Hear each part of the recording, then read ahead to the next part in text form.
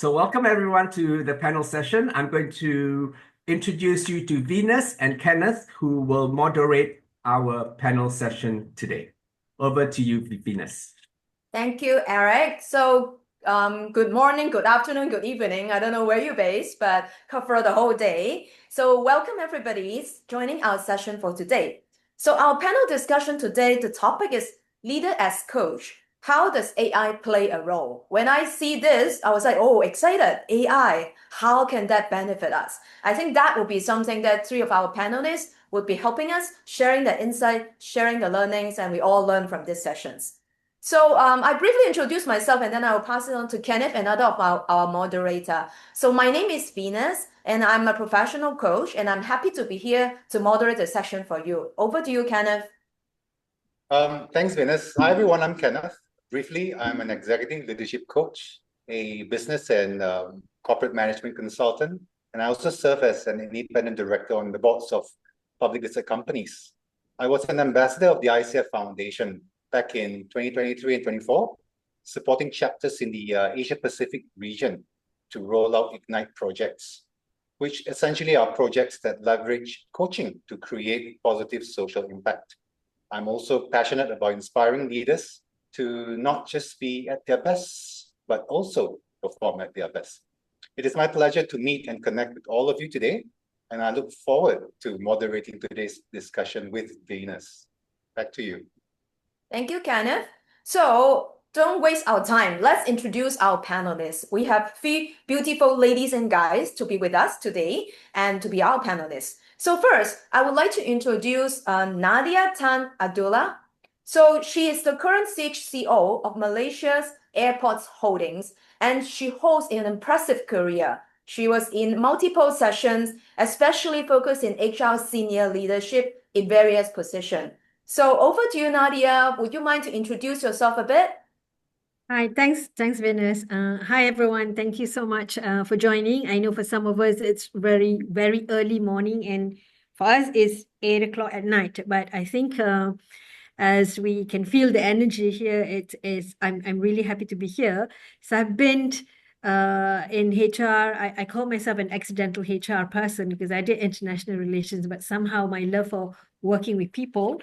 And coincidentally, my first boss was Zara, the other panelist. If she remembers that sort of short moment I came for that interview and I said, whatever that gets me a job, because I was out of money for the last 6 months since coming back from overseas. 32 years down the road, I'm still in HR and no regrets. I've been in across industries from FMCGs to software, Microsoft, to manufacturing, airlines, big data like Experian, and also property and development. And now I'm back in aviation and happy to be back here. I think coaching has been very close to my heart. I've been involved in a lot of coaching work for many years. I guess in being in HR, we do that on a daily basis. But I think personally, coaching is so important because we can actually use it in our own personal lives as well. So I really look forward to have this exciting conversations with such a privileged list of panelists. Thank you. Thank you, Nadia. Oh, I love it. Coaching is part of the organization. So how are we going to use it? I'm sure Nadia will have a lot to share with us later on. So our second honorable panelist would be Greg Hubbard. Thank you for joining us. And Greg is actually an engineer in the past. And now he's transitioned to another new role, which is he's a lead of the coaching program in Melbourne Business School Asia. And he also is the founder and the directors of Think Different, talking about leadership, innovation, and learning. So Greg, please tell us about yourself. Fantastic. Thank you. And thank you, everybody, for joining us here today. It's great to see you all. Look, I met Eric doing some work here in Malaysia, where I currently am at the moment, as part of my work as being an associate at Melbourne Business School. It was a program we were running and still running called the Leader as Coach. It's an internal coach certification program for PMB. And so Eric and I have partnered and collaborated on that. And it's been a fantastic introduction and a fantastic collaboration that I've really enjoyed with Eric. I am primarily a leadership and innovation facilitator, primarily work with executive teams and senior leaders in organizations across a range of industries. I, yes, once upon a time was an engineer, and so I still love very engineering, scientific, and technical based organizations, the smarts that go along with that, and then the leadership journey that comes from those industries. I also spend a lot of time working in healthcare, in financial services, high potential sports, particularly in the Olympic sports, and technology companies as well. So it's just delightful to be here. So thank you all for having me. Thank you, Greg. Wow, I see the connection between all of us. I think that's also the beauty of coaching. We are talking about network, we are talking about connection. So very good. So last but not least, of course, Sarah, that will be you. So Sarah is also another of our panelists. She's now the senior leadership assessment expert. She's also used to be in a lot of senior position in our HR as well, working at Malaysia Airlines and also Danone Group about the transformation and talent director. So Sarah, tell us more about you. Thank you, Venus. Well, I don't know if expert is the term for me, but I'll take it for now. Hello, everyone. My name is Zara Zaid. Let me start with my personal front. In February, I celebrated my 34 years of marriage. And I'm a proud mom to one amazing son. And yes, I also share my home with 25 fur babies, which means there's never a dull moment, just the right dose of chaos from time to time. I am retired now from the corporate world after spending over 30 years. As you said, I was the CHRO at Malaysia Airlines and also with Group Danone. My work primarily on HR strategy, cultural transformation, developing leaders across Malaysia, the Asia Pacific, as well as globally. Now, after retiring, I actually earned my ICF coaching accreditation. Late, but better late than never. Something I wish I'd done sooner. And today I continue to coach and mentor people like Nadia, and to support growth in both their professional and personal lives. It's a pleasure actually to be here, and I look forward to our discussion. Thank you, Venus. Thank you, Sarah. So very good, and welcome our three panelists for today. So now I'll pass it over to Kenneth to give us some context about today. Thank you, Venus. Let me set the scene for our discussion. The shift towards a coaching-oriented leadership style is increasingly recognized for its positive impact on performance, engagement, and innovation. Research from the Human Capital Institute and the International Coaching Federation shows that organizations with strong coaching cultures report a remarkable 51% higher revenue compared to their industry peers. With the rise of sophisticated artificial intelligence, a fundamental question emerges. How can leaders and professional coaches effectively leverage AI while ensuring we don't lose the crucial human connection that underpins effective coaching? Over the next hour or so, our expert panel will discuss and share their views on this very question, exploring how to balance the human touch with AI capabilities, examining whether AI can truly serve as a leadership development tool and a coaching companion, and uncovering the exciting opportunities that AI presents for both leaders and coaches. Over to you, Venus, to ask the first question. Yes, thank you, Kenneth. So I can't wait. I have lots of questions that I want to ask the panelists to share their experience and insight. So Sarah, I will start with you. Oops. So the first question I have for you is, Sarah, I know you're right now is expert in terms of like talent assessment and all those tools. And now also a lot of organizations using AI in this particular area as well. Like, for example, like psychological tests and also personality profiling. So I would like to understand from your perspective, how we use the AI to change the way we assess or evaluate some of the talents. And also the other way around, from a candidate perspective, how they, in terms of responding to this, like in terms of trust, in terms of comfort and fairness, what will be your view? Wow, that's a long question. I'll try to answer it. Yeah. Um, okay, AI has definitely changed how we evaluate and select talent, whether from external candidates or external hires or internal moves. Yeah, so for internal promotions. Now, I'll start with the external candidates first.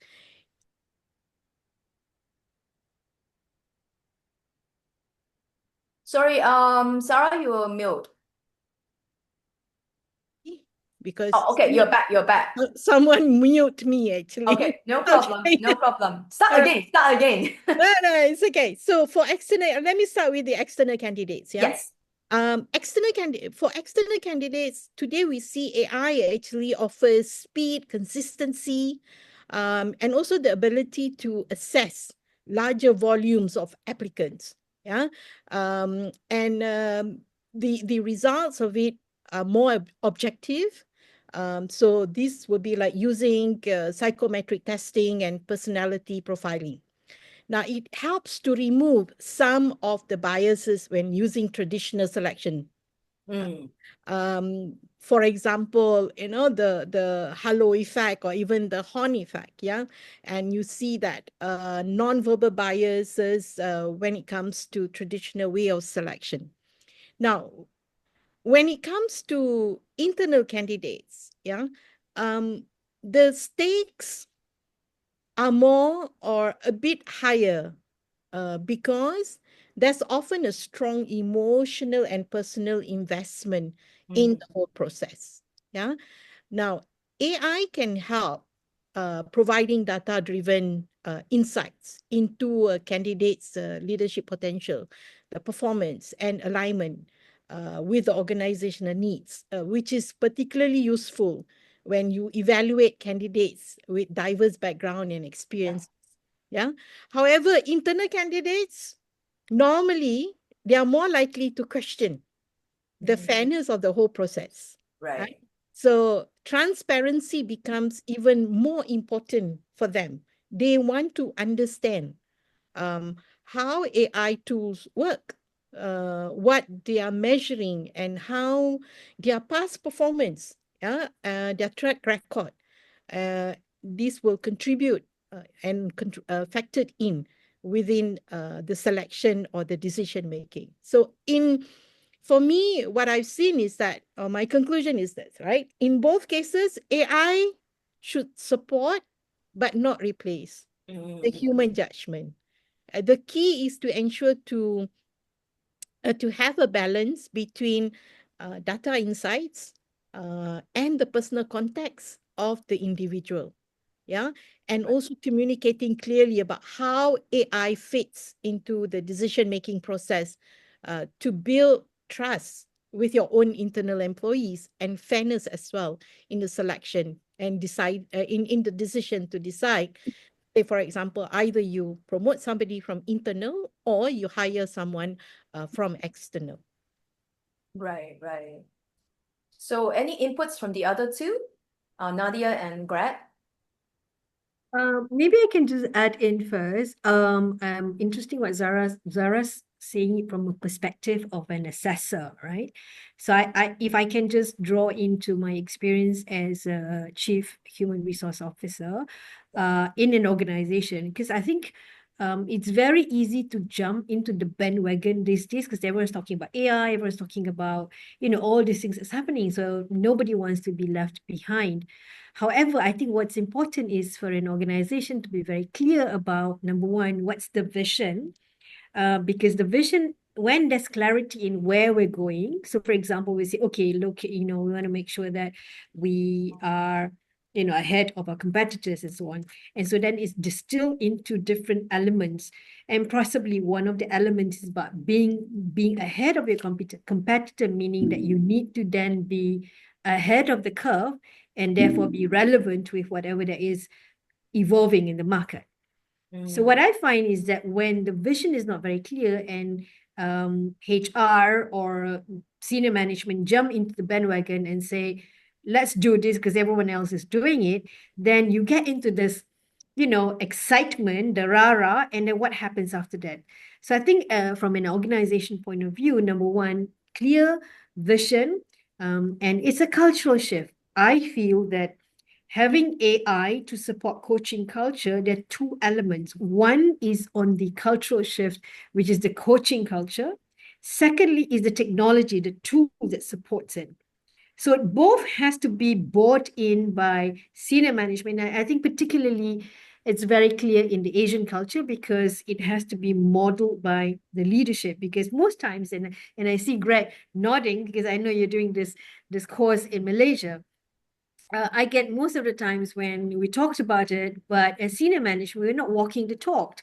And therefore, people says, well, the company's talking about this vision, but senior management is not using it or not being able to have the capability to use AI technologies and so on.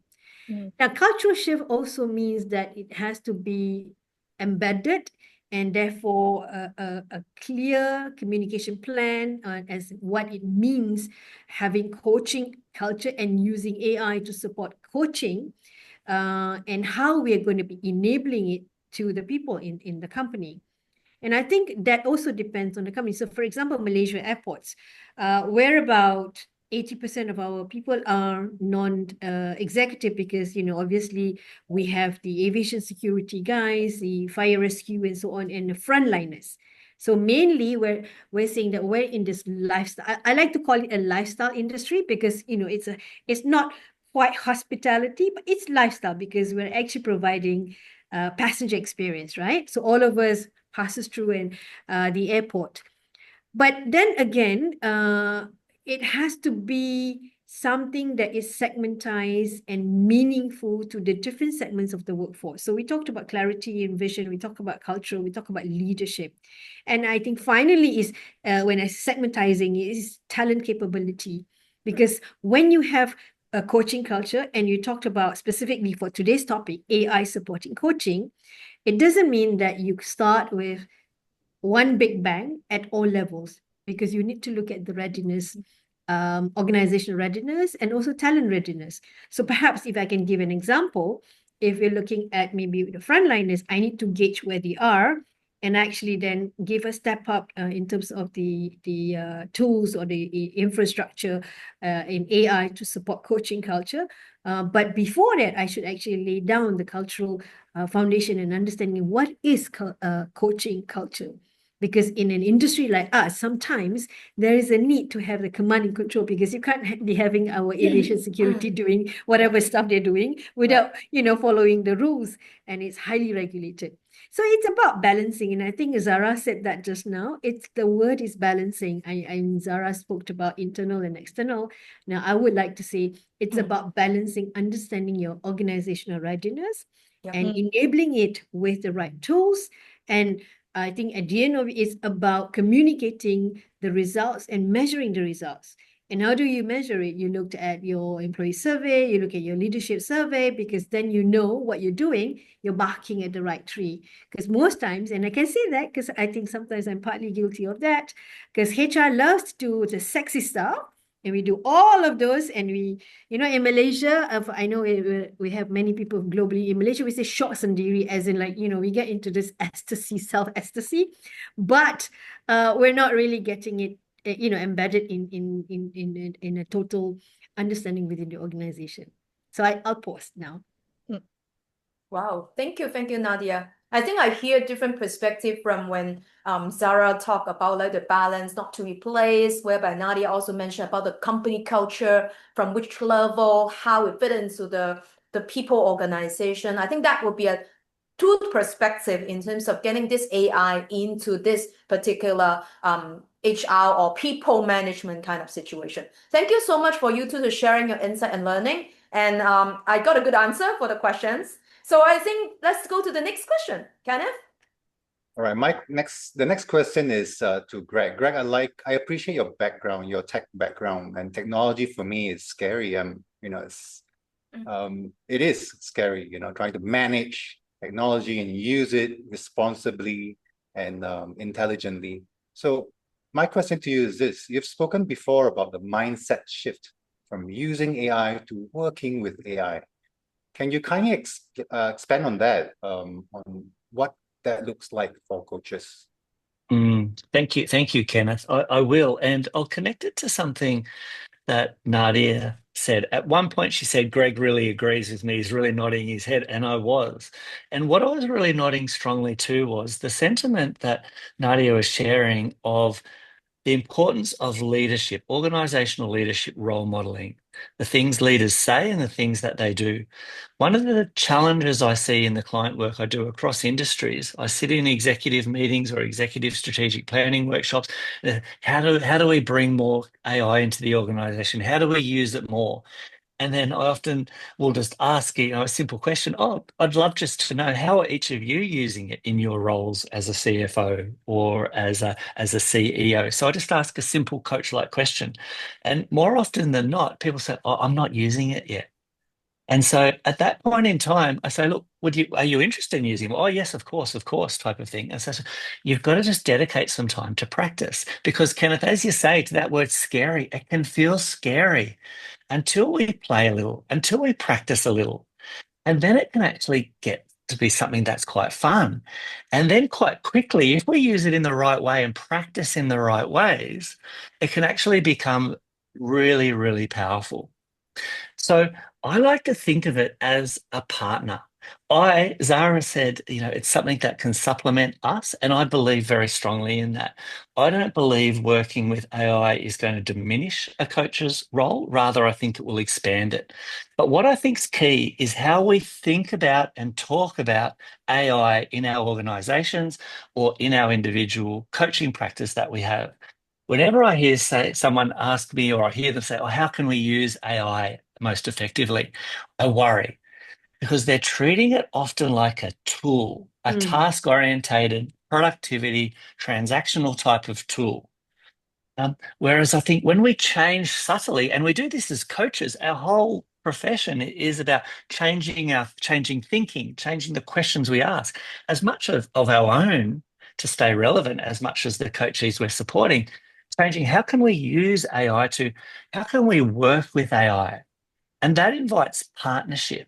I think working with AI, it's just like having a relationship. You put time in, you practice, you work on it. When it's not working, you give it feedback, you invite feedback. So it's that interactive, generative, relational partnership that AI is getting better and better at. And it mirrors very much, I think, about how as coaches we want to work. We don't use clients, we don't use our coachees, but we partner with them. We're not the only, with important principles like not being the only voice in the room, but we're co-creating. And also, I think, so that's one point I'll say. We have to, or 2 points. We have to practice because it can feel scary, and think about the language, the mental models that we're using to approach it. And so, a third point I'll make is around we can use it to grow ourselves. And I think that's really exciting when we're leaders in organizations and when we're working with leaders through coaching practice. One of the simple, fun, foundational questions, and I think it's a good question, but it's a limited question.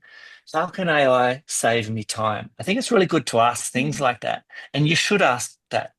But I think we can quickly get more sophisticated in the questions as we start to challenge our mindsets of how we think about it and partner with it by doing things like, how might I work together with AI to stretch my thinking?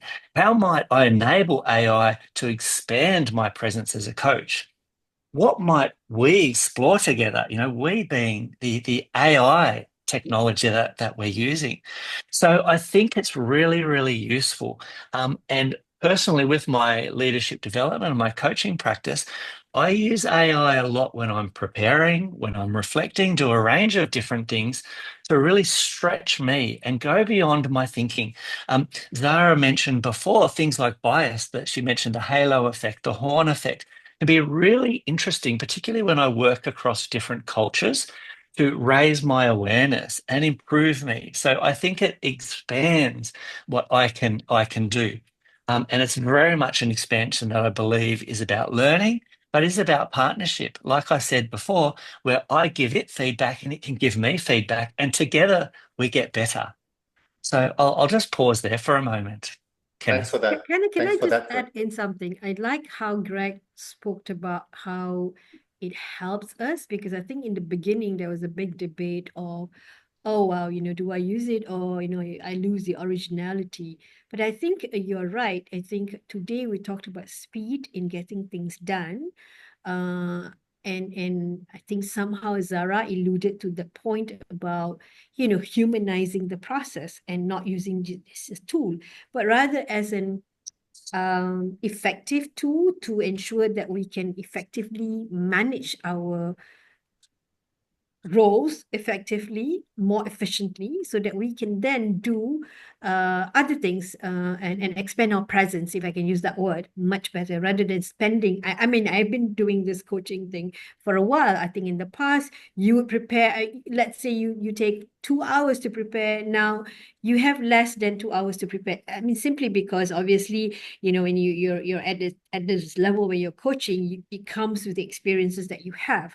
But it helps a lot in pulling together something and you can efficiently manage your time. So I thought that's really wonderful, because I was, to be honest, in the beginning, when it first came out, when people talked about AI, I was a little bit skeptical, I must say, because I was like, will I lose my intelligence and so on. But yeah, I think it's like what you said, we get better, but there lies a new skills that's required, and the skill is, how do you use AI? How do you prompt? It's just pushing us towards a whole new dimension, how skills and capabilities are now redefined. Yeah, and again, I just, how do we use it? How do we prompt? I'd reframe that as how do we work with it? And so, for example, when AI came out, the prompting and your ability to, we heard a lot of prompt engineering as a concept 18, 24 months ago, a lot. And there's lots of different techniques to be a more effective prompter, being a prompt engineer. But now we can even ask AI, hey, help me, work with me, please, to develop a really effective prompt, for example, to reflect on a coaching session I just came out of where I think I might not as being effective as I could have been. And it can partner with me, and then with some feedback very, very quickly, we can come up with a very powerful prompt, which then allows me to work with a reflective practice. I just want to add from a assessment perspective, one very interesting observation. There is a growing trend where people, candidates, they use tools like ChatGPT to prepare for a presentation, for example, prior to an assessment. And well, to me, it shows initiative. They're working on it. And this happened not only at the low manager level, but also for some very senior positions, where some of them actually rely so much on what is generated. And at the end of the day, they rely on the content without fully understanding it. So, when you have this interaction between an assessor and the presentation or the presenter, the person that you are assessing, you ask questions, and by the body language, by the response, by the reaction, you can tell, or basically I can tell, that you don't own the answers. You don't even understand what has you present. And I have seen candidates even at a senior level where they actually cut and paste. So when you cut and paste, you have words such as, you got to do this, you got to do that. And, it shows. So at the end of the day, for me, it's also using AI responsibly from an assessment perspective, because then in the coaching conversation afterwards with the individual, because this is for development purposes, what do you do with it? Own it, and you can't just say, I'm busy, I need to speed it up, I need to get it done, and then you don't actually take it responsibly or use it responsibly. But Zara says Great. that, right? I mean, we all know, even when you look at some LinkedIn posting, and suddenly you realize, hey, I'm noticing that this person suddenly English becomes completely outstanding. And I used I mean, I know maybe one or two of my team members they are in this call. I used to say, oh, when I see the word unwavering, then I know that's GPT. Posturing. Yeah, but I That's the think word you're right, posturing. Zara. Yeah. It's about the governance and ethics. And I think from an organization point of view, I know many companies are doing it, and Malaysia Airports, we're developing it. Oh, Nadia Oh no, disappeared. she must have got kicked out. Eric, are you responsible for kicking her out? I'm here, but no, I did not kick her out. She may have dropped out, so I hope it's not. I know she's in the office, so I hope it's not Malaysia airports going down at internet. That would be a big So deal. let's hope she joins back again.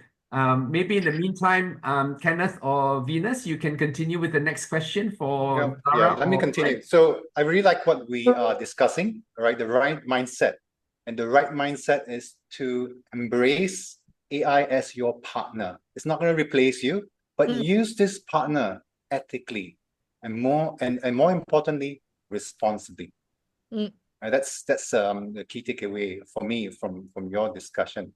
And I can't wait for the next question. Oh, Greg, anything to add? Oh, look, I was just going to say that too. It's, you know, it's easy to think AI is a technology, and to that point, is it going to replace us? Is it capable of emotion and all those sorts of things? It will replace us if we stay the same, right? If we're not growing and stretching. But what it won't replace is that deep emotional intelligence anytime soon, that ability to tap into our intuition, that ability to tap into a deep empathy. And so I believe, in many ways, it lets me focus on the very human parts of the work that I do. And it stretches my thinking, so it can stretch my intellectual thinking, but the very human, empathetic, intuitive side, that's important to the work that we do. I've absolutely got no fear that anytime soon that it's going to replace that. But that's a strength I think we as humans bring. So I believe it allows us to amplify that strength. But there's other intellectual strengths it brings that I don't have, like vocabulary, as Nadia just shared, right? Maybe it's a new word, a new way of phrasing something, a new way to simplify the phrasing something, and I think that's a real strength. So I see it improving my use of language, improving the questions that I can ask as well. So I do very genuinely think it's a very valuable partnership in that sense. Great. Hi, Nadia. And Nadia's back. My welcome bad. back. I'm going to So just spotlight as we her, spoke and I'm going to sit about- in the background. Yeah, just All as right. you spoke about technology, it was my fault because I came in from my meeting just now and I forgot to. I actually plug in, but I didn't, power on, and a battery went off. So there We you were go hoping- with We technology. were hoping that it wasn't KLIA's internet that went down. No, it was just the power not on. Sorry, yeah.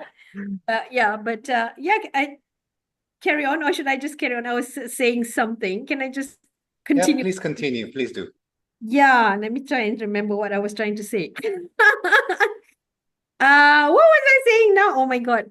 Okay. You were talking about people who actually, have a very interesting LinkedIn posting. Yes. Unwavering, Nadia. Yes. Hi, Leanne. I can hear you. Yes. Yes. But I think there's a thin line between being resourceful and also, making sure that you cleverly use that. So I was talking about organizations now, because we were talking about governance and ethics.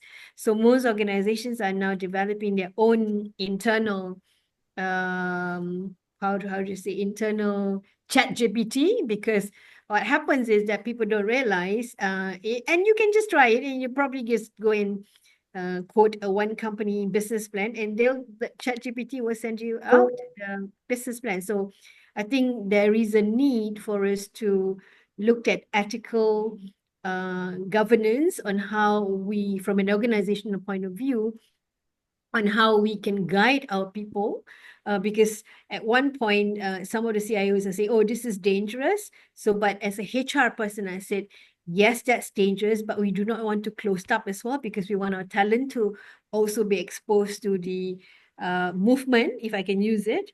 But it's about leading your workforce into capturing new skill sets, because the future is all about how do you actually be resourceful, as Zara said. How do you, I mean, people might think, okay, yeah, ChatGPT, Responsibly using yeah, it. responsibly, and also asking the right questions and so on. So cut and paste is one issue, but I would be very happy if I have a talent in my team who knows how to use it, as long as they're using it correctly and not cut and paste.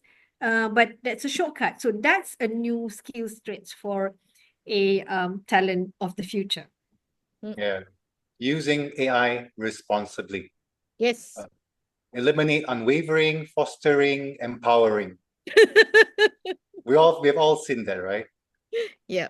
All right, Venus, over to you for the next question. Thank you so much. Thank you, Kenneth. So Nadia, since you just talked about something about organization readiness, so I'm curious to learn from you, because AI right now is applying in multiple different kind of tools like leadership or talent development. If I would like to invite you to share with us one or two maybe change management strategy, especially when I remember you also talked about some leaders may have some skepticism about having the AI into that. So share with us a couple of change management strategies that you will suggest us. Okay, I think for all of us, and most people would in this call, I guess either you're from HR or you're from management, we are particularly familiar with change management steps or processes and all that. But I think the key is to really understand where your organization is. For me, that's number one, because coming from Microsoft, it could be very different as in, say, Malaysia Airport. So understanding, engaging, that is first point. And then deciding on where do you want to go from point A to point B. Having done that, I think it's important to really onboard leadership, and that's so key. For me, leadership is so key. Onboarding them, meaning that explaining why we're doing this, the meaning of doing this, possibly coming up with a framework, because most times we do things piecemeal, and I think that can be quite a failure. Because then, although we do talk about agile ways of doing things rather than using the waterfall approach, but being agile, it also means that you have a big picture, a roadmap, and share that. Because most times when we share that, we share at that certain level. I've learned through my mistakes in the past, you need to do roadshows, and that takes a lot of time. And why do we need to do that? Because if it's something that is important, that is the future direction, you then need to not just share at the top and the middle, because it gets lost somewhere along the way. So what we do is, once you get the endorsement and you've started at the top, then you really need to then go on to a roadshow and really sharing it. But having roadshows means also you need to taper it down to the language of the segments that you have. So in our organization, for example, it means also speaking in the local language and actually explaining it and being practical, demonstrating. And I know Greg's going to demo something afterwards, because we need to then realize that in terms of learning styles, we have audiences who have got different learning styles. Some are visual, some are kinesthetic, and some are audio. So you having all that in the basket, it's so important that we get everybody to fully understand and make it as simple as possible and not threatening.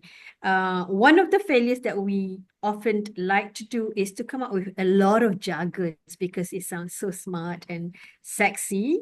However, half of the time, the audience that you are talking to don't quite understand it. So I've learned that keep it simple as much as possible. And then making sure that that continuous feedback is there, and being completely transparent is important. Because sometimes when we do a change management process, we shy away from the difficult questions. I think when we take on difficult questions, and sometimes I don't have the answer to it, it means that we are committed to making it happen. and create a platform where people can continuously give feedback, because not everyone's going to be running at the same pace. And finally, and that should be in that framework, which means you then show to your audience, this is what we want to do, this is why we're going to do it, this is how we're going to do it, and this is how we're going to look at the results. And it will continue to be on a continuous improvement process. So then it becomes very practical. So for me, that's important. And of course, the cornerstone of having leadership, sponsorship, and leadership modeling, as Greg mentioned it just now. Right. I think there's so much great stuff in that. And one of the things, keeping it practical, keeping it jargon free. And so in terms of that leadership, sponsorship, sometimes in the work that I do, I really encourage leaders to keep it really simple, keep it practical. So what do I mean? At your team meetings, it might be at executive level, it might be some functional department in the organization. Make it a habit as a leader of just saying, hey, what are the use cases? What are you doing with AI at the moment? Who's had some successes? Who's got any learnings? What platforms? What prompts? Just what workflows are you exploring with AI? And just make it normal to talk about it.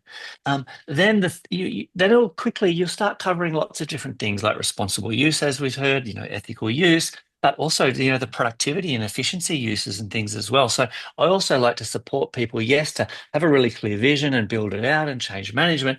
But also don't wait for the perfect, go for progress over perfection, which I know is something Eric and others here on the call are very, very passionate about.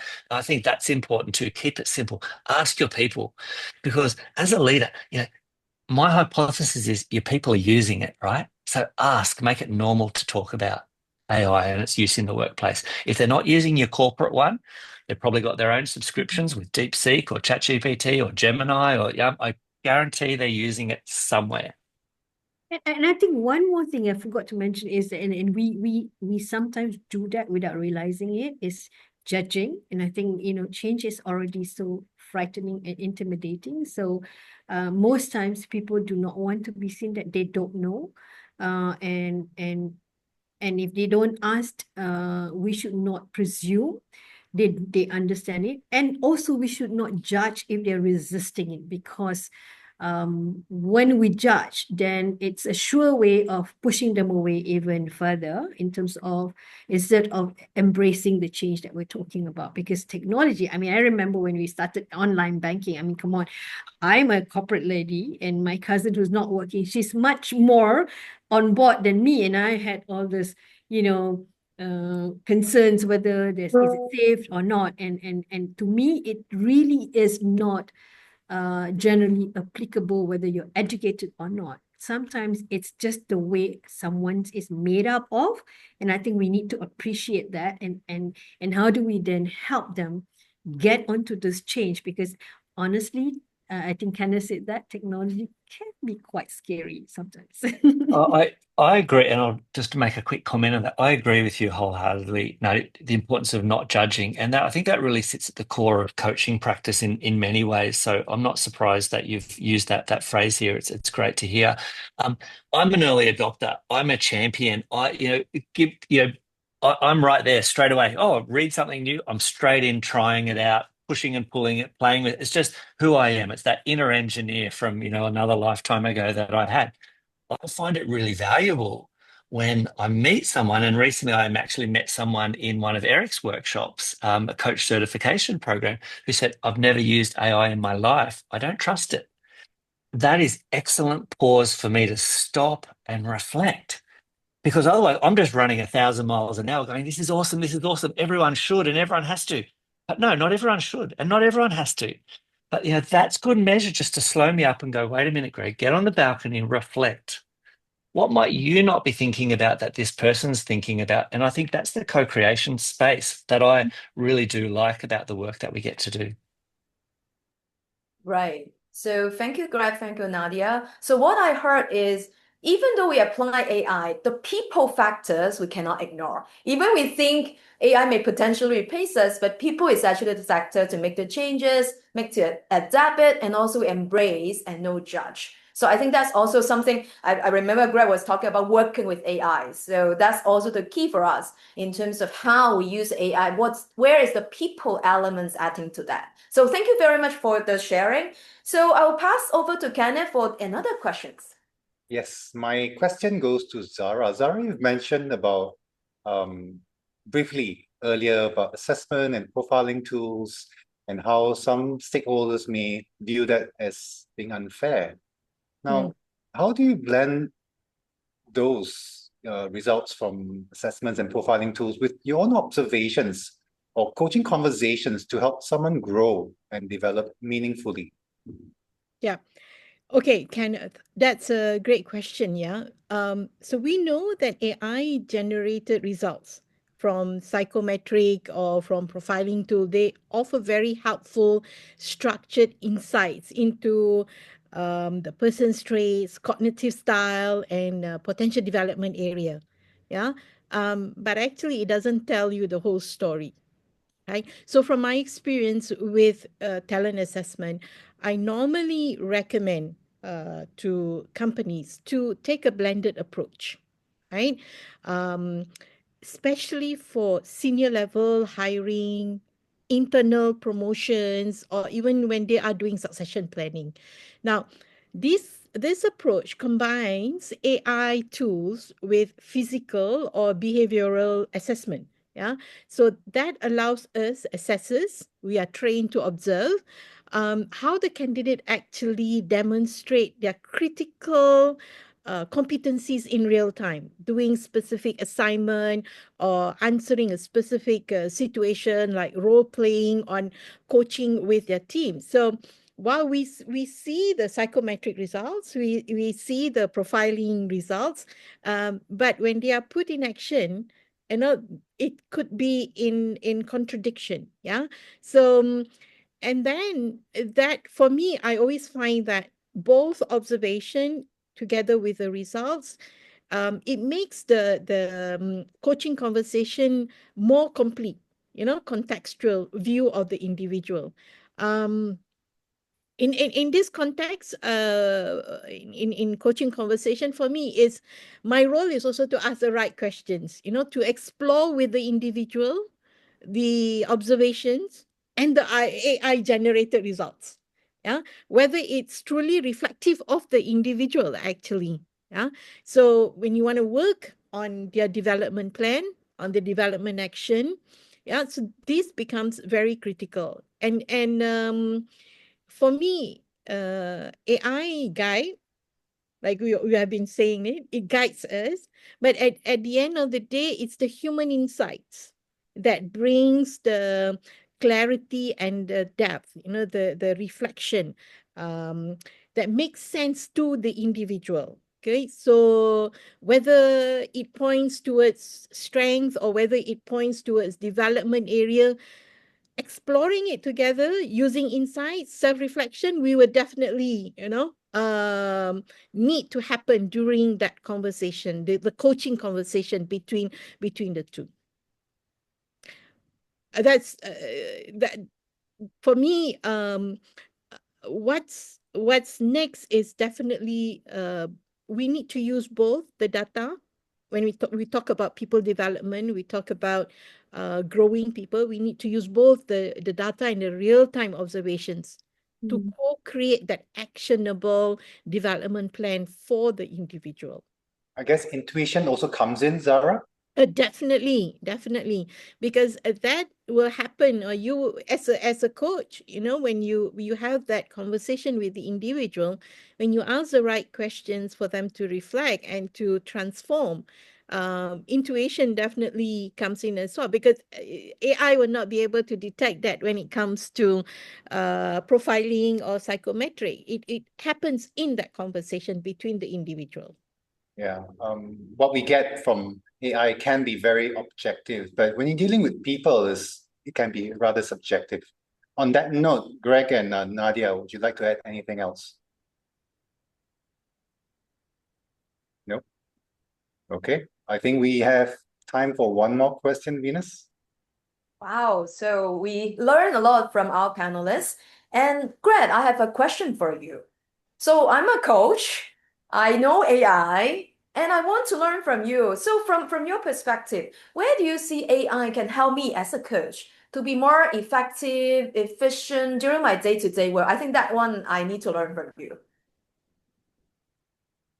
Thanks, Venus. And so, in the spirit of true coaching, my first question to you would be, what are the biggest time inputs or effort inputs in your work as a coach? What takes the most time for you in your coaching practice? Oh, for me, I think it is more preparing my mindset. Because Mm, I think the mindset is more important when I get into coaching. What question I ask, what topics the client bring in, is the process that drive the whole thing. That's what I spend most of my time on my mindset. fabulous. And look, thank you for sharing that. I think that is really important. It's the mindset we take into a coaching session, the mindset we maintain, and how we use our mindset and our thoughts and our mental models post to keep learning, to reflect, and those sorts of things. So one of the things that I like to do is in my busy day, sometimes I have some GPTs set up using ChatGPT, so automated um, essentially prompts that I've automated that I go to and use regularly. So I don't always have to type them in. I just basically go to them and they're there. But one of them is to prepare me, help me mindset. How do I show, to help me get in that space of being present for at least 5-10 minutes before I go into a coaching session? It can guide me sometimes through a guided meditation. Sometimes, I really believe in going in with what I call, and I've developed this and learnt this as my leadership circle accreditation. With undefended presence. So, how do I clear my mind? How do I set the intention to be of service? How do I set my mind to be the person who's not doing all the talking? How do I resist the urge, because I'm human, to sometimes give advice when something might tap into my experience? How do I get it to remind me of the key models and concepts and things? But also sometimes when I've got a regular coaching client, I'll often have themes built into that to remind me of the themes and the goals that are important for this person from our initial or subsequent contracting. So there's a range of different ways I use it to help me mindset it and to go into a coaching conversation with the mindset. So the mindset one's a really important one. So thank you for sharing that. Would you like any more, Venus? Any inputs from other coaches? We have a lot of coaches here indeed. Yes, please. I think what I add is, I mean, of course, Greg is, very much into technology, but I think besides technology, when you talk about AI, and again, coming from a corporate role and leading organizations in terms of driving a coaching culture, is to probably come up with, the toolkit, if I can use it. And the toolkit should be a combination of AI technologies and also something that's practical, because what we're saying is that I heard a lot about blended learning, blended approaches and all that. So it's so important to keep that balance.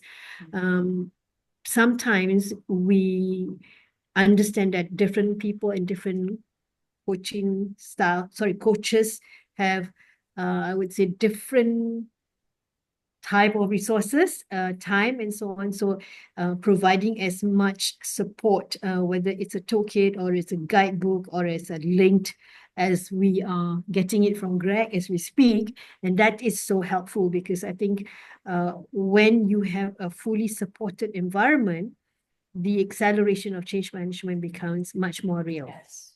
That's so true. That's so true. That two linked together indeed. Mm-hmm. Mm. Yeah, and when companies use, psychometric profiling and all that, actually you need to have internally people who can interpret it. Yeah. Whoever is the coach, if you're going to work with your coachee, you're going to support them. You personally must understand that. You must be able to dissect, what the results of these AI generated reports, and then use it to actually help the individual grow within the organization. Yeah, coaching the person based on that and based on some other elements that may not be seen. I mentioned just now, what about past performance? What about, the aspiration of the individual? And there are some nuances.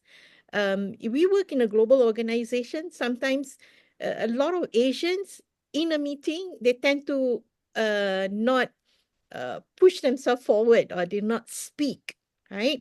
And in some culture, that is seen as you're not contributing. But back at work, these are the people that you can trust them to deliver, and they deliver. Sometimes they over deliver. So you want to be able to also see some of these dynamics for you to be able to support the individual from a coaching perspective, and also for the growth and development of the individual. Right, right. So we are using the AI to help us in terms of getting ourselves ready, getting ourselves to grow, instead of just use it as it. We have a lot of other factors that we have to consider into the conversations. Mm.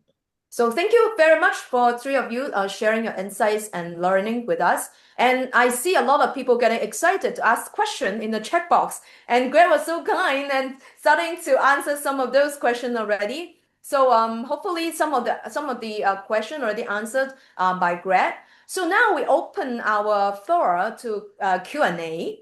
So I would like to invite whoever have a question, raise your hand and then tell us your name and tell us the question. If your question is specialized to a particular panelist, state the name, or else we'll open to the floor and ask the feedback from our three panelists. So anyone have any questions, something to share, please?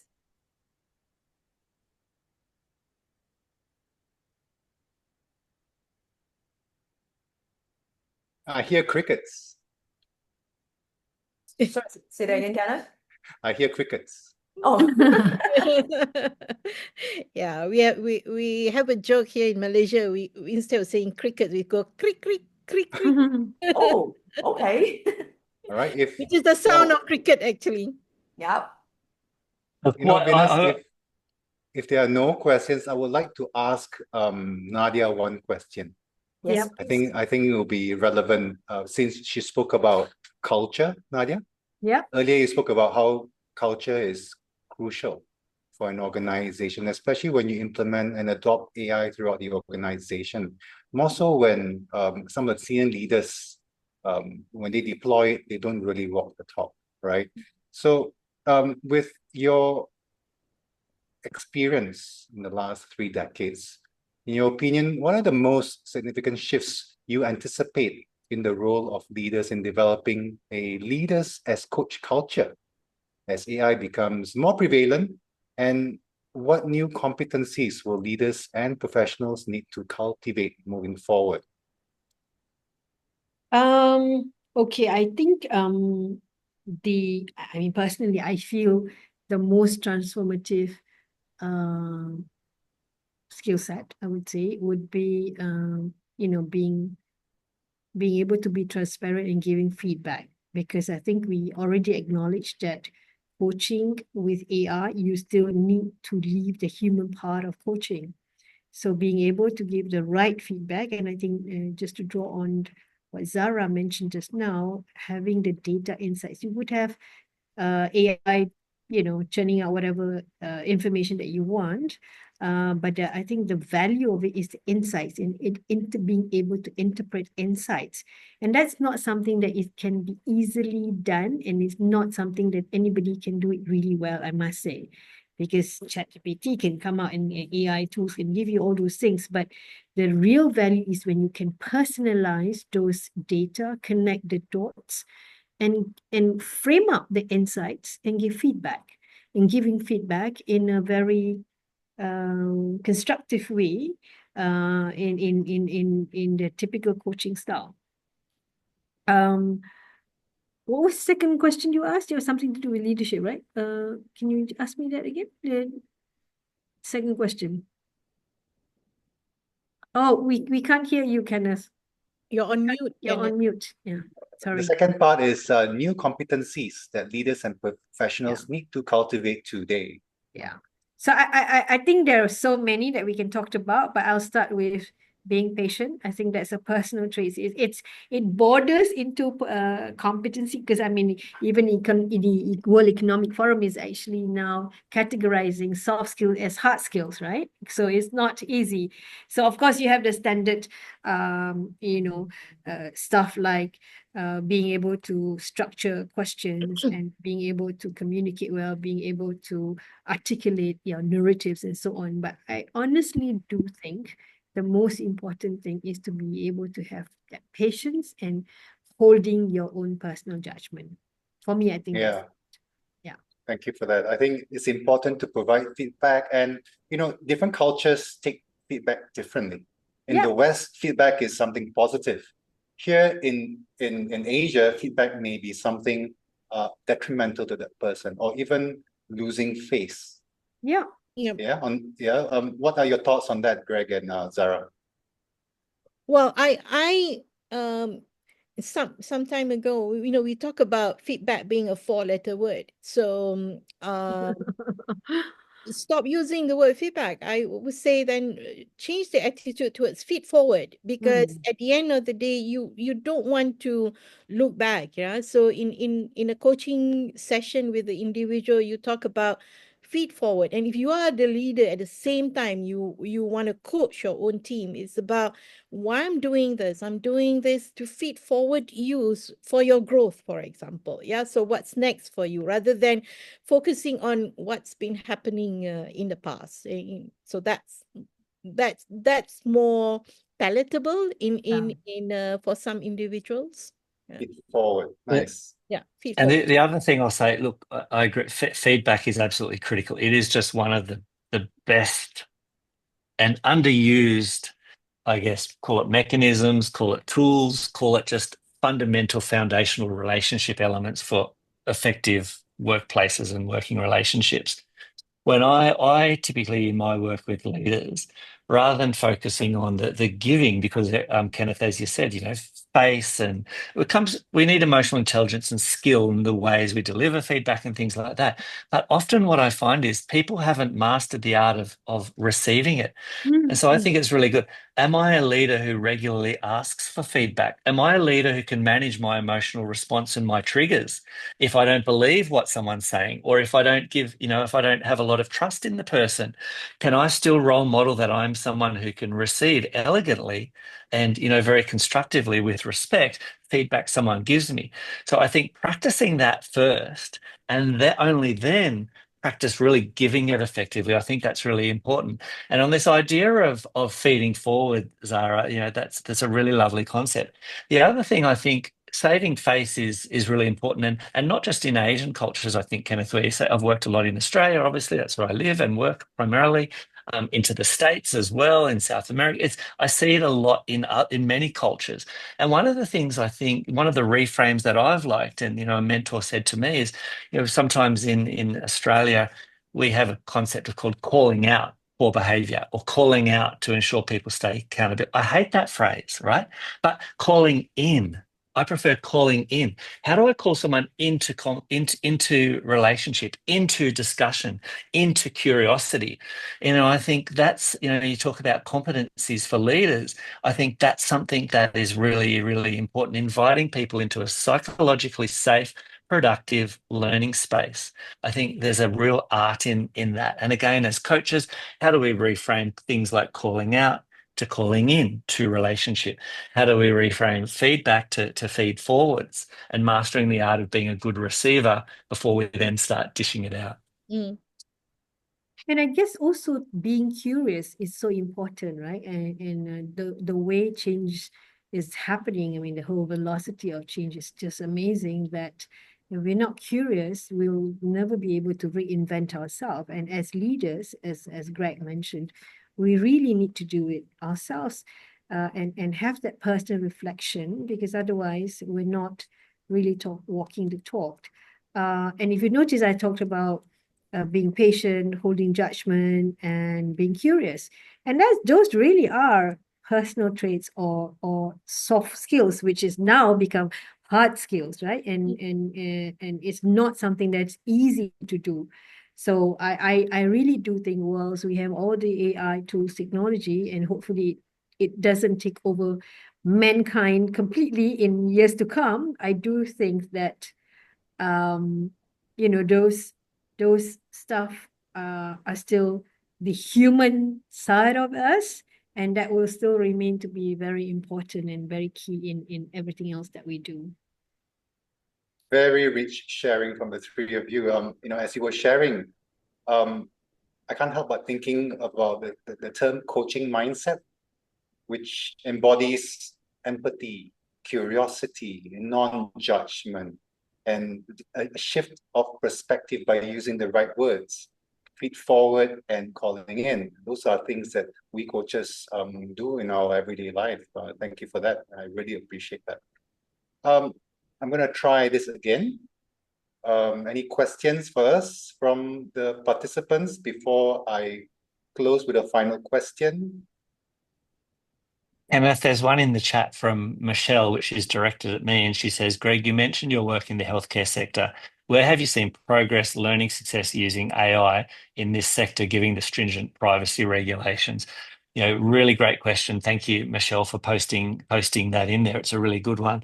I'm actually here in Malaysia at the moment working with KPJ Healthcare, some work that I'm doing with them, and I'm here with a doctor, a professor from Australia who's co-facilitating with me a leadership development program, and we were talking about this today.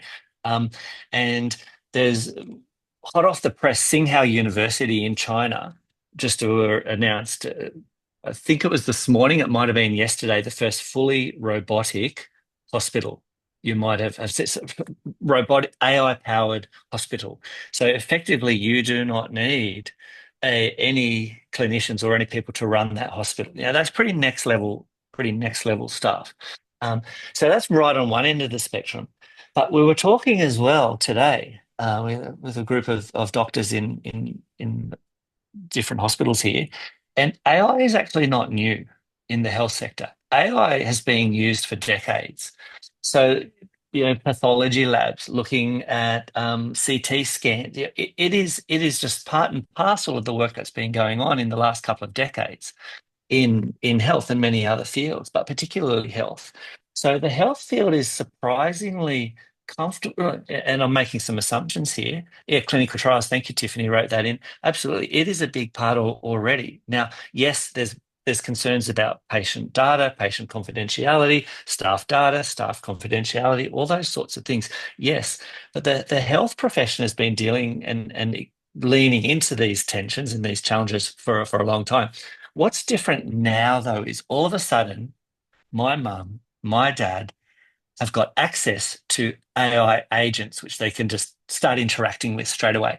That was the big innovation that ChatGPT really popularized. It put it in the front of us, in our phones and in our laptops every day for the common person. But people in healthcare, engineers in tech companies, they've been using the different sorts of machine learning and AI models for a number of time, for decades, actually. So it's not new in terms of the healthcare sector as such and other sectors, but what is new is just the availability, particularly at the frontline workforce, to use it in some new ways. So I'll just pause there without saying too much, but very happy, Michelle, to keep talking about that as well after this. All right, I'm mindful of time, so let's go to the final question, and we can wrap up our discussion today. This question goes to all three of you. Looking ahead 3 to 5 years, what is the single most transformative way you envision AI reshaping the landscape of leaders as coach? That's question one. Question two is, what is one key step leaders and coaches should take now to prepare for that future? Who would like to go first? I'll jump in. I might not perfectly answer it in that order, but I think the first thing, I really just want to recap two things that I said really sit at the core. One is, as leaders, practice, have some fun, dedicate 10 hours across the next month to it. Try a tool. There's so many tools you could try. Just choose one of them, but make it a frontier model, make it a great model, make it ChatGPT, make it Gemini, make it DeepSeek. Just choose one of them, and just for 6 months, do 10 hours a month for 6 months. You will start in that 60 hours total across 6 months. You'll really surprise yourself of what is possible. So I think practice just on one tool. Don't overwhelm yourself with the smorgasbord of tools out there. And then the second bit I'll just go back to is, as a leader, role modeling using these tools in workplaces, ask people, have curious questions with your team members, with your staff, with your colleagues, with your managers. Just ask people, hey, what are you using? What are you doing? What else could we be doing? Just make it a place where people can share openly about it. A lot of what's going on in organizations is, and there's research around this, is people rabbiting away on their own. So organizations aren't achieving the scale effect or the multiplying effect of their people collaborating together in how they're partnering with AI. So they're my two things: practice and talk about it. Role modeling it. Yeah. Next. And okay, I'll go next. For me, I think I still come back to the word balance, yeah. So I suppose Gen X or baby boomer like myself, I need to get into what Greg is saying, practicing. So strengthen the digital literacy. Yeah, at least be comfortable to want to do it. But at the same time, it's also about developing your emotional intelligence side by side, because as a coach, yeah, and we spoke just now about not just I see in the future, perhaps 3 to 5 years, information will be at your fingertips about your own team members, so that you can use that with AI, you have information ready. But information ready is not enough. You need to balance it with your ability to communicate, to have that conversation, meaningful conversation, to have that human connection, the insights. It's because it's the human aspect, the emotional intelligence of the leader that will actually, I can say, help correct behaviors, inspires the change, and even nurture growth of the individual. So for me, it's leaders get ready from that perspective, particularly the more senior ones. Yeah, be comfortable with digital literacy, and at the same time work on as well your emotional intelligence. I see emotional intelligence probably from the much younger managers or leaders. So I don't know, maybe a cross mentoring between these two, or reverse mentoring as what we sometimes practice. Yeah, technology scares the baby boomers or the Gen Y, Gen X. Reverse mentoring it, and you probably can work and achieve that balance. Balance. There's a key word there. Mm. And Nadia?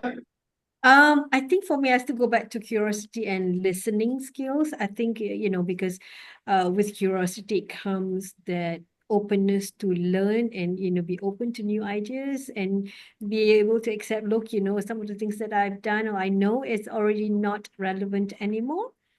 And I guess the second part of it is having the courage, I would say, to counter your fear. And I say that I'm speaking for myself, right? Because sometimes it gets quite fearful when you say, oh my God, this is so complicated.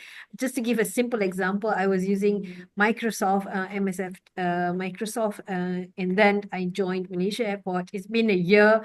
I still struggle with Google sometimes, and I'm like, what the hell? Where is this, functions that you're familiar with? And I think for most of us, not being capable can be quite frustrating because you feel completely handicapped. And therefore, the last word would be resilient. So I think continue to be resilient, and like as Greg says, prod on, continue to practice and just because we're not going to be getting out of this woods of things are going to be changing and changing and changing. So I get this sometimes from my staff, and they say, don't teach Nadia, because if you teach her, then we become useless because she knows how to do things herself. And I know this guy is still in the call, and I find that's quite amusing, but it's for real. But yeah, and have fun along the way. I think that's important. And don't be shy to Great. ask questions, right? Yes.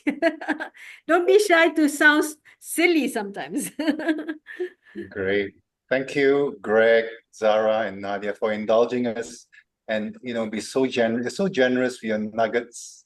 I'm sure all of us have had a great would be getting good insights from your discussion. I'm going to hand over to Eric, who will lead the next segment.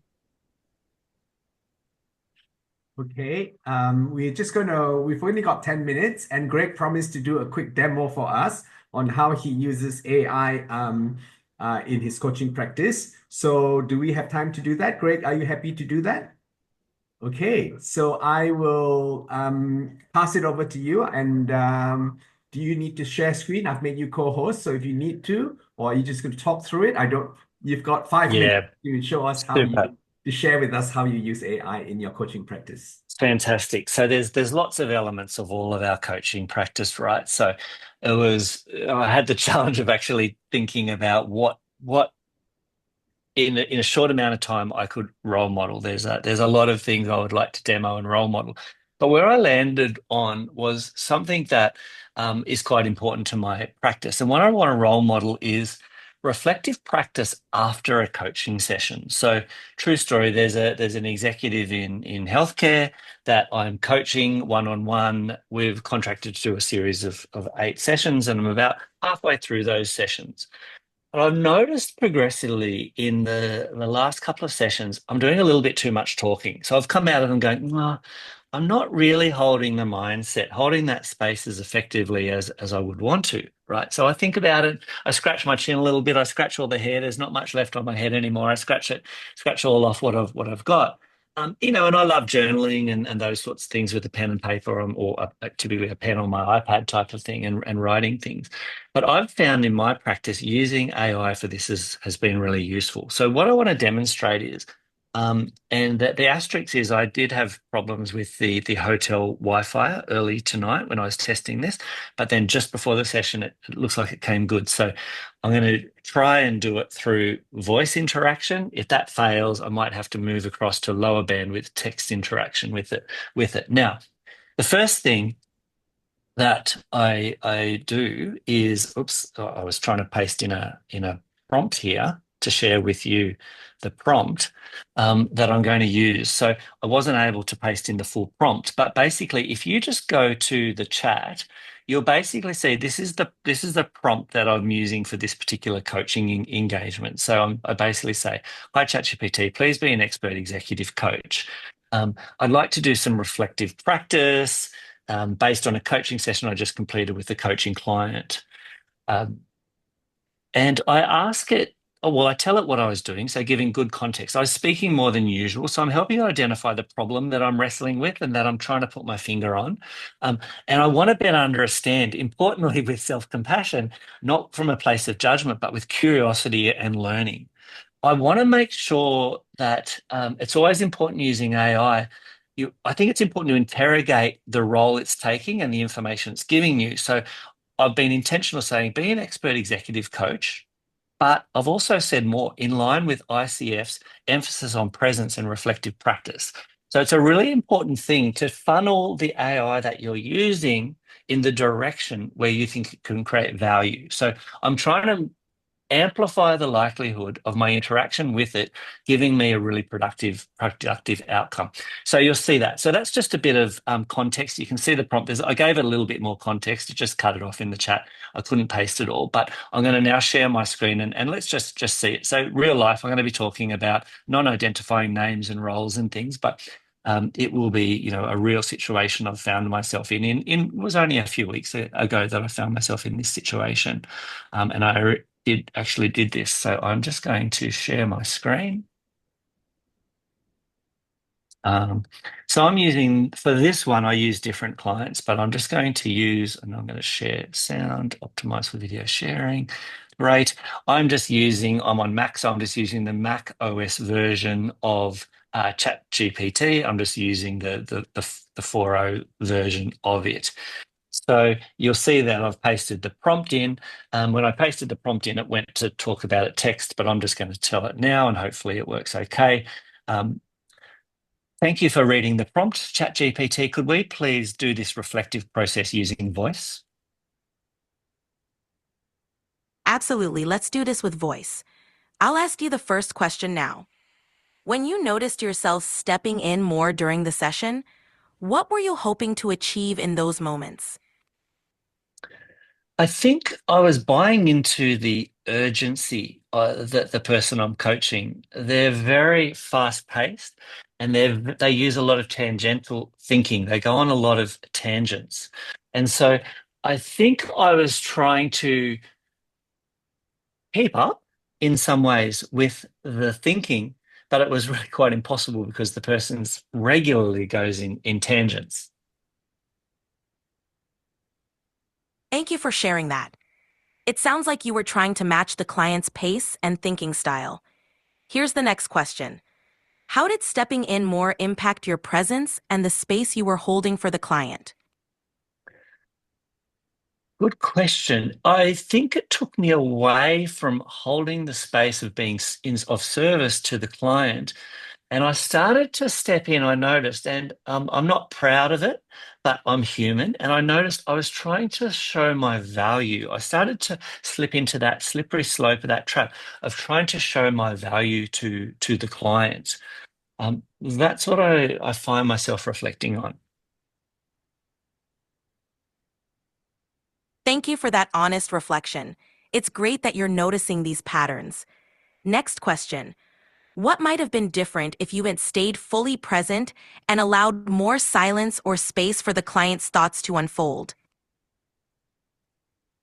I think I wouldn't feel this tension that I feel now, that I slipped away from the initial contracting and my role of the coach that I hope to bring to such engagements. As I reflect too, as I listen to your questions, I'm thinking, why didn't I just pause? Why didn't I just take a moment? Or why didn't I even just mention to the client when they went on one of those tangents to say something like, I noticed you're going on some different tangents, and then just holding the space. I'll pause there. That's a powerful reflection. Recognizing that space and silence can be just as valuable as speaking is a great insight. Final question. How might you use this experience to realign with your coaching intention and presence in future sessions? What it's taught me is to regularly hold in mind and go back to the initial contracting. Now, initial contracting in a coach-coachee relationship can change, but just interrogate it. I think in hindsight, there were some urgent things the coachee was dealing with, and I moved away, or we moved away from the initial contracting. So in hindsight, as I reflect on this now, I'd revisit the contracting one by just bringing it back up and asking if it was still relevant or if it's something we need to iterate together. That's a valuable insight. Revisiting the coaching contract can help maintain alignment and ensure you're both on the same page. Looking ahead, what's one small adjustment you can make in your next session to create more space for the client's reflections and insights? The good old just listening. But what I will do, I believe, is again, just I think potentially at the start of the next session, ask the client to reflect on our initial contracting and where they feel we might be coming from at the moment. That's all. Thank you. That sounds like a thoughtful plan. Revisiting the initial contracting and inviting the client to share their perspective will help you both realign and create a more open space. Great reflection. So thank you very much, ChatGPT, for doing that. I'm going to leave. I appreciate it. But if you could just write me a text summary, no need to reply in voice, but please write me a text summary of this conversation. Also, I'd love it just a high-level executive summary of this in point form, and finally, I'd like a couple of simple meditations I might be able to do to help me hold in mind the coach mindset and my coach intentions before I go into the next coaching session with this person. Thank you.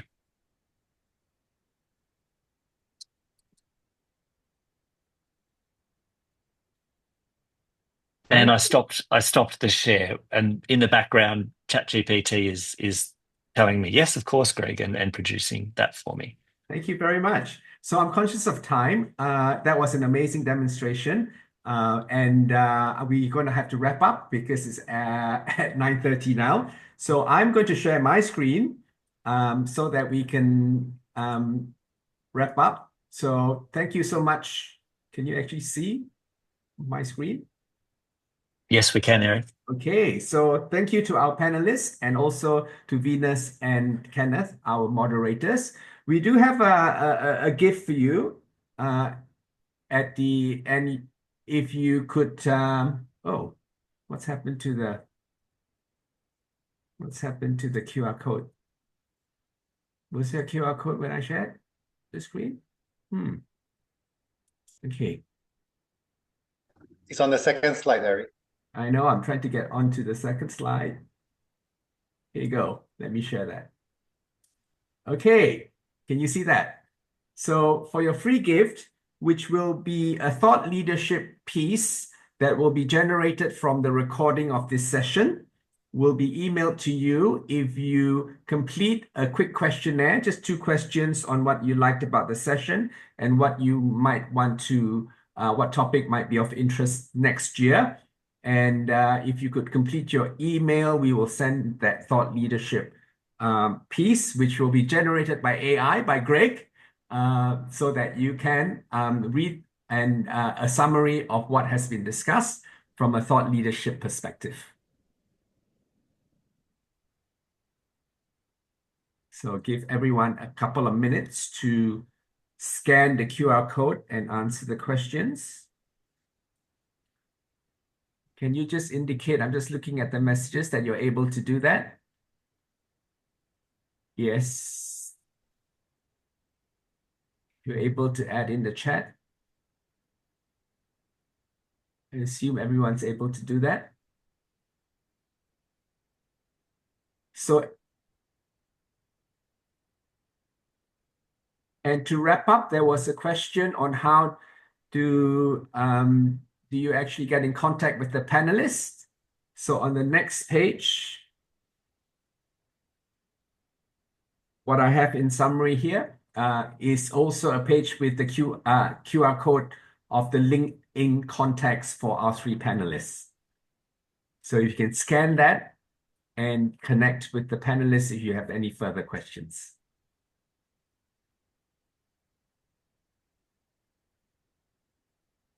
Right, with that, if there are no further questions or comments or anything that anybody wants to add, I would like to thank everyone for being present today. And I hope you found this session to be useful. And I look forward to seeing all of you again, perhaps next year when we run the next session at International Coaching Week 2026.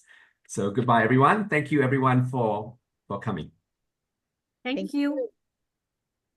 Thank you. Thanks all. Appreciate Thank you, you joining us. everyone. Thanks Thank for having you. me. Thank you. Thanks. Bye-bye.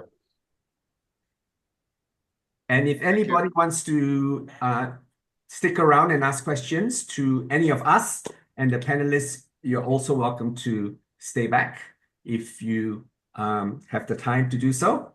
We're happy to have a chit-chat session and a networking session if anybody wants to stay on. Eric, I think you can stop the recording.